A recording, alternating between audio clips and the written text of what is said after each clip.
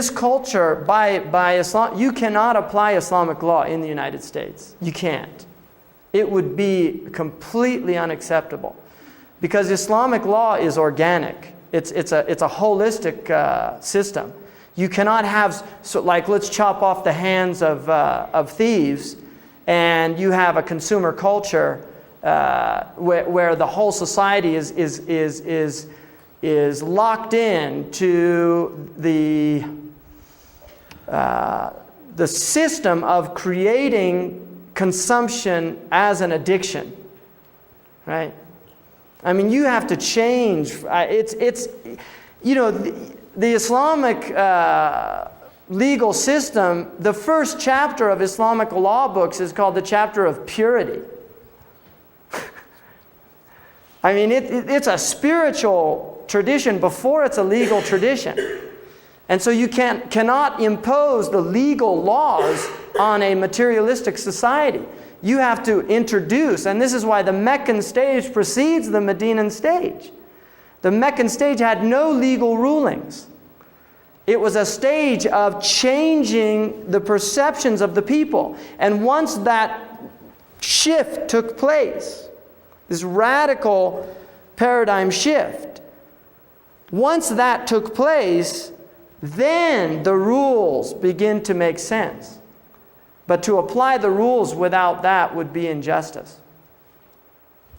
Which is what, you know, this is the kind of conservative approach. Let's just make harsher laws. Right? See, the problem is the laws aren't harsh enough. Well, you know, why are people doing what they're doing? You know, and why is it that our prisons, you know, are over 60%, in fact, in most places, it's more like 75, 80% minority. You know, why is that?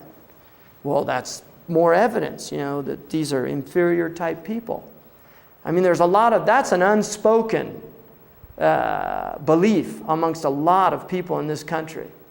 You know, I mean, there's a lot of people that are politically correct in their public discourse, not in their private discourse. There's a lot of people that say, well, you know, these people, you know, they're different from us. They have different values, whatever, or no values.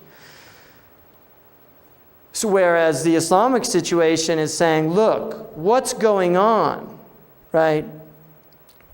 That these situations are being produced. What's engendering this? Because this is alien. You see, if you go to black African, if you go to a Gambian village where there's no crime, right? I mean, it's true or not true. And isn't it a large percentage of the African Americans in this country are from Senegambia, right? This is their genetic inheritance. So why is it that a Gambian African in his village is not stealing, raping, and pillaging, right? And their 12-year-olds aren't going around doing gangbanging. And yet the same genetic bank in the inner cities of New York or right, or Chicago are doing that. You see, what's going on? Well, from the Islamic perspective, you have a diseased society. And therefore, you have symptomatic pathology. And the pathology is manifesting in children that are being raised in a disease-engendering culture. So during these 7 years, it's not encouraged to teach children either, because they're learning. They have their own learning schedule. And in traditional cultures, you did not begin to train children until they reached 7, which is consistent also with the Waldorf. Right? Rudolf Steiner felt back in the 20s that if we begin to educate children at the age of 5, we are going to see precocious sexual development occurring. And the reason he said that is because you're dealing with a divine programming that's designed if you bring programming that's not meant to be introduced earlier, then you're going to pull the whole process down.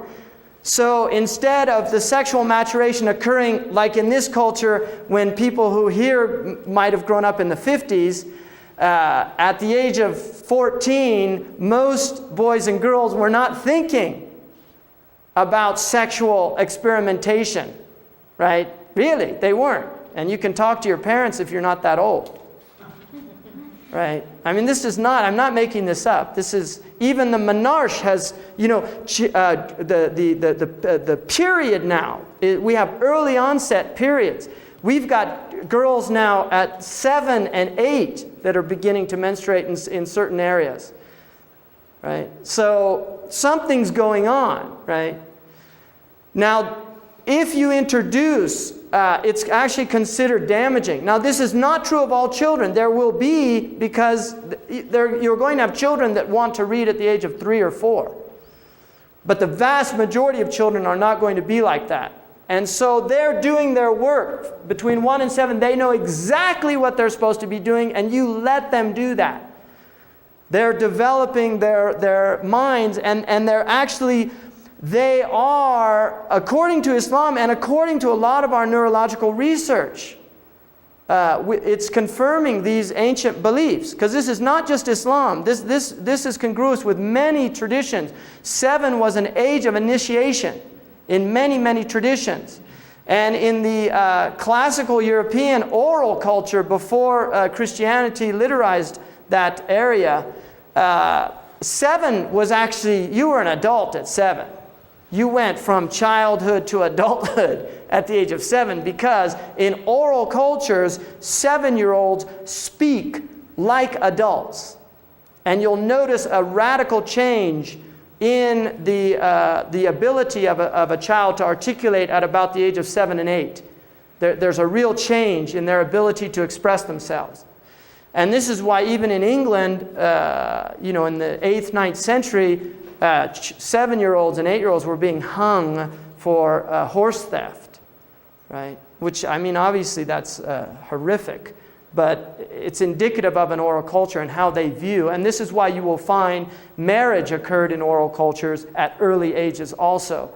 It was not uncommon in Europe, Asia, the Middle East, Africa, for an 8 or a 9-year-old girl to be married.